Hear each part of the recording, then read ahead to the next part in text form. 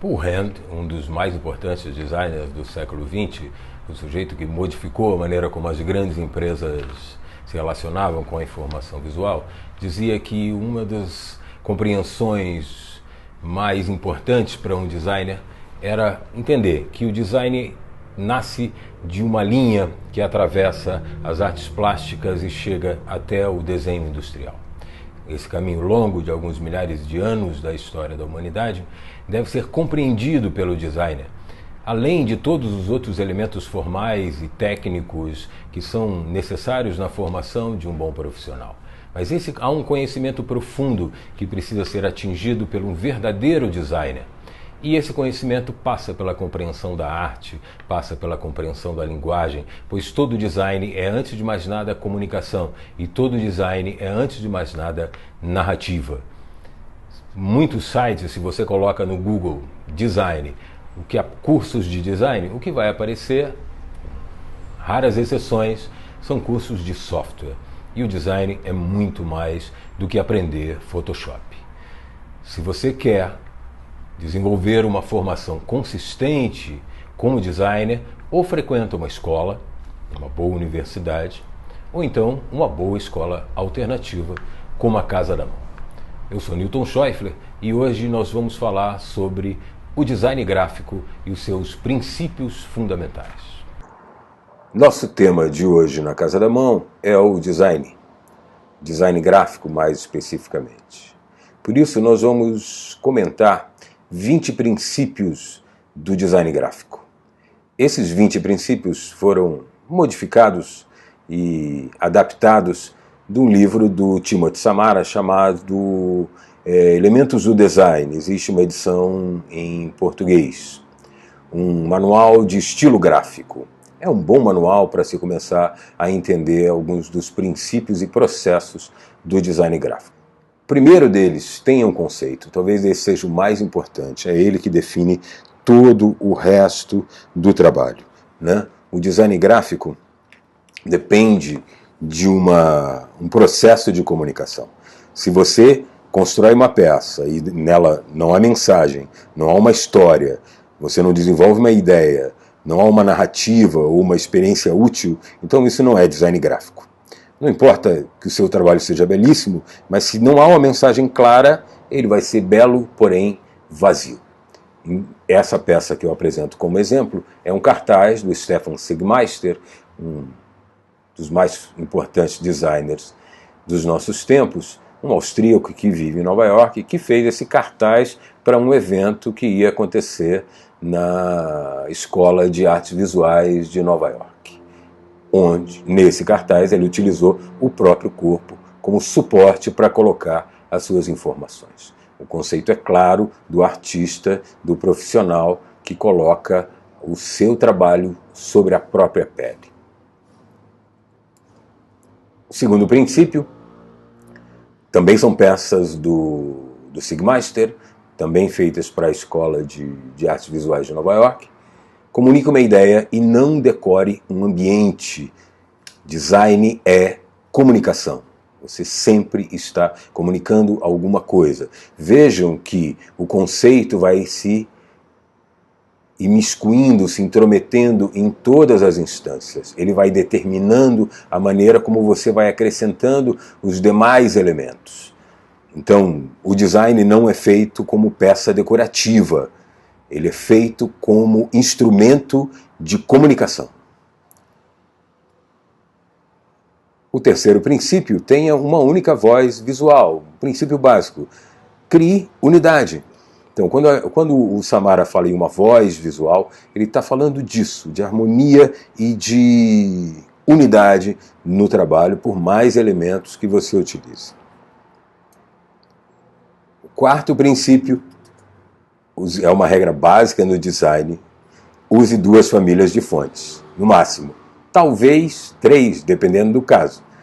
Hoje em dia, eu nem acho que isso seja uma verdade absoluta. É possível usar várias fontes, dependendo do seu conceito. O design pós-moderno já quebrou com essa história há muito tempo. É verdade que ele também foi atropelado por outros conceitos de design. De qualquer maneira, a regra básica diz: se você não quer errar e não sabe como fazer, use 2 famílias tipográficas. no máximo. Se já estiver em condição de ser um pouco mais ousado, use 3. Mas lembre-se sempre que toda tipografia carrega em si mesma uma simbologia e um significado.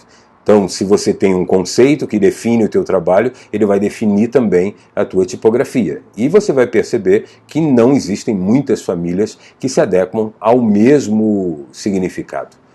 Lembre-se que é uma narrativa, que é uma história, e que cada um dos elementos que você coloca na peça influi definitivamente na compreensão da história que você está querendo contar. Um dos erros maiores de designers iniciantes é querer dizer uma coisa e utilizar elementos que dizem outra completamente diferente.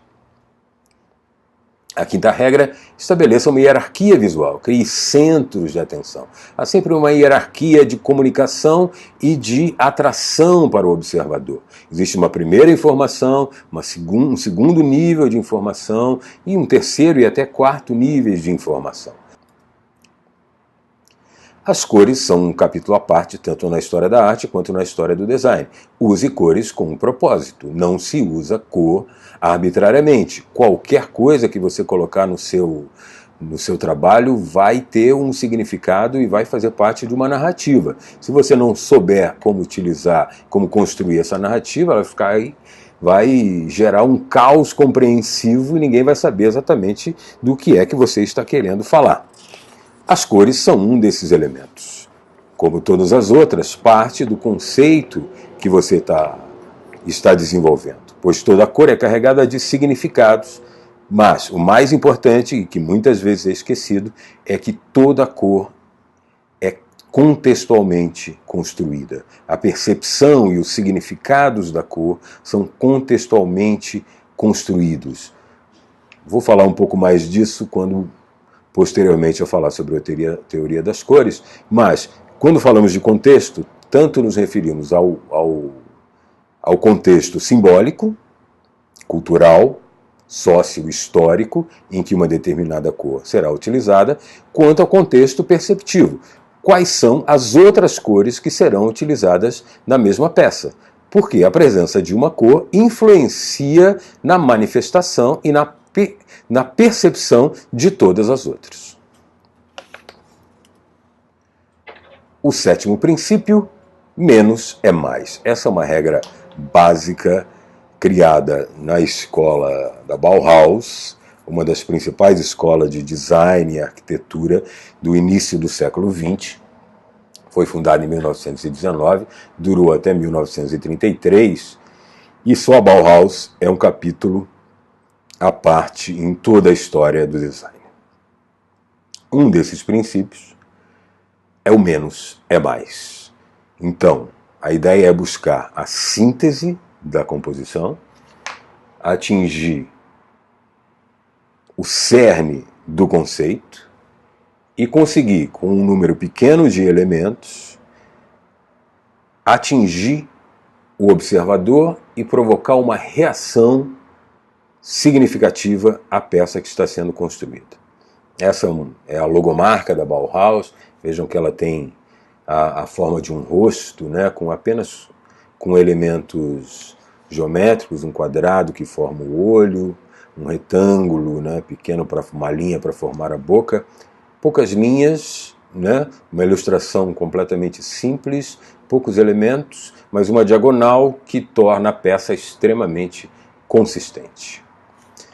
O que a Bauhaus estava propondo era que era preciso aliar a simplicidade da forma com a complexidade do conceito. A 8ª regra, o 8º princípio, o espaço negativo é mágico. Essa ilustração é genial, veja a capa de uma edição de Pedro e o Lobo. E o corpo do lobo forma a silhueta do rosto do Pedro em negativo. O espaço negativo deve saber ser utilizado. Não só o espaço negativo que forma uma figura compreensível, mas também o que a gente chama de espaço vazio, ou o que eu prefiro chamar de silêncio gráfico. Porque áreas de silêncio destacam as áreas onde as imagens estão mais concentradas. Os centros de atenção são muitas vezes induzidos pelas próprias áreas do que parece vazio. A nona regra: trate texto como imagem. O texto, ele é uma imagem. Graficamente, todo texto, toda fonte, todo tipo, ele é uma imagem. Ele é um desenho, antes de mais nada. Então, antes de ser texto, antes de ser um signo, ele é uma imagem, um elemento gráfico.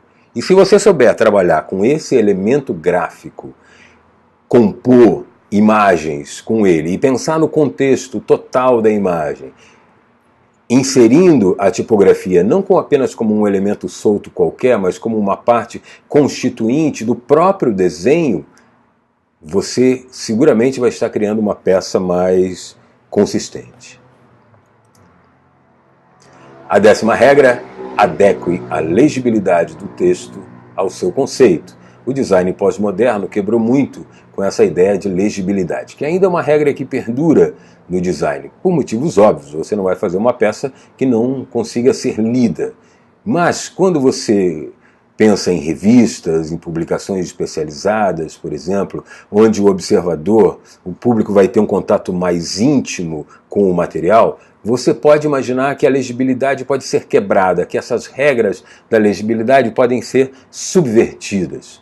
Mas, de uma forma geral, se você não quer arriscar, preserve a legibilidade do texto, lógico que adequando essa legibilidade ao seu conceito. A 11ª regra, ou princípio, é: seja universal. Lembre-se, o design não é sobre você. E quando você quer expressar a própria individualidade, você está no domínio do artista, que é o domínio da liberdade absoluta. Quando você está no domínio do designer, você tem um compromisso com um cliente e com um público. Então, a peça que você está produzindo, por mais que ela reflita o seu conhecimento, a sua vida, a sua experiência, ela não é sobre a sua vida. 12ª, crie ritmos. Use contrastes para gerar tensão. Contrastes e ritmos geram tensão, movimento e dinamismo. E o que está por trás dessa regra é isso. Se você quer chamar a atenção, crie contrastes, dinamismos, movimentos. Lógico que tudo isso de acordo com a peça que você está produzindo e com o conceito que você desenvolveu e com o cliente para qual essa peça se destina. Se você vai fazer uma peça sobre um funeral, é pouco provável que a ideia de dinamismo, movimento e ritmo seja muito aceita, ainda que possa vir a ser. Mas procure adequar o seu trabalho ao seu conceito e procure adequar a maneira como você utiliza ritmos e contrastes àquilo que você quer comunicar, a sua narrativa. Esses elementos, ritmos, contrastes, tensões, são parte desse vocabulário que você utiliza para contar uma história e comunicar um conceito. 13ª, concentre diferentes áreas de luz, ou de valor, na verdade. Toda peça gráfica já traz, por princípio, uma série de elementos com valores diferentes. Esses valores tonais, ou luminosidade, ou brilho, fazem parte também desse vocabulário de ritmos, de tensões, de contrastes, de tentativas de deslocamento da atenção, de indicação visual. A maneira como você coloca as peças, se você souber fazer isso, leva o olhar do observador para onde você quiser. 14ª, seja decisivo e claro, tenha um propósito. Se você está construindo uma peça e você já construiu um conceito, né, você precisa definir de que maneira você vai colocar isso na sua composição. Porque agora estamos falando de composição. A composição define muito do que você vai contar. A composição é a disposição desses vários elementos no espaço. Ela aparece nesses vários lugares. Mas se você vai contar uma história, uma das regras que o Timothy Samara propõe é: seja decisivo e seja claro. Essa é um princípio que eu sempre explico para os meus alunos, e com quem trabalha um pouco já percebeu isso claramente. Se você vai medir alguma coisa, não confie na régua, confie nos seus olhos. A nossa visão é extremamente peculiar e tende a nos enganar. Mas ao mesmo tempo que ela tende a nos enganar, esse fato dela tentar nos enganar, dela ser propensa a certas ilusões, deve ser levado em consideração. Então, muitas vezes, você coloca elementos que a medida formal, a régua, nos dizem uma coisa, mas os nossos olhos nos dizem outra. Então, se você tem a nossa percepção visual, por exemplo, identifica o círculo como sendo menor do que um quadrado, mesmo que ambos tenham exatamente a mesma medida e tenham sido medidos com régua e construídos exatamente do mesmo tamanho. O círculo sempre parecerá menor. Parecerá, vejam, a percepção é construção. Percepção visual é construção. Por isso, leve em consideração aquilo que os seus olhos estão dizendo, mesmo que a régua diga que está errado. Porque aquilo que você vê, provavelmente, será a mesma coisa que o seu público também perceberá. 16ª, se você vai usar imagens, crie as suas próprias imagens. Se não sabe desenhar ainda, aprenda a desenhar. Se não sabe arte digital, vá aprender arte digital. Se não sabe fotografia, aprenda fotografia. Ou então, se você não tem tempo para investir nisso, pague um profissional que saiba fazer isso. Usar bancos de imagens tem um grande problema. Milhares de pessoas usam as mesmas imagens, os mesmos fundos, as mesmas texturas. Isso é de uma obviedade lamentável e só faz perder o interesse na sua peça. Ignore a moda seriamente. Esse princípio é básico. Essa também é uma peça do Stefan Sigmeister, né? Para um disco Isso é um cartaz de divulgação do disco do Lou Reed, aquele roqueiro que morreu há pouco tempo. O Sigmeister é um exemplo de desenvolvimento de um estilo pessoal. Quando se fala ignorar a moda, o que se diz é: desenvolva o seu estilo, desenvolva a sua própria linguagem visual, desenvolva, ainda que eu não concorde com esse negócio de linguagem visual, mas enfim, desenvolva a sua própria forma de expressão, de expressar aquilo que você está pensando. Crie movimento. Também faz parte de toda essa teoria da composição, da criação de ritmos. Vejam que essa peça toda constrói um S. A própria tipografia construída na diagonal coloca o ritmo como parte fundamental da peça. Isso chama atenção, cria uma atração visual para a peça que você está produzindo.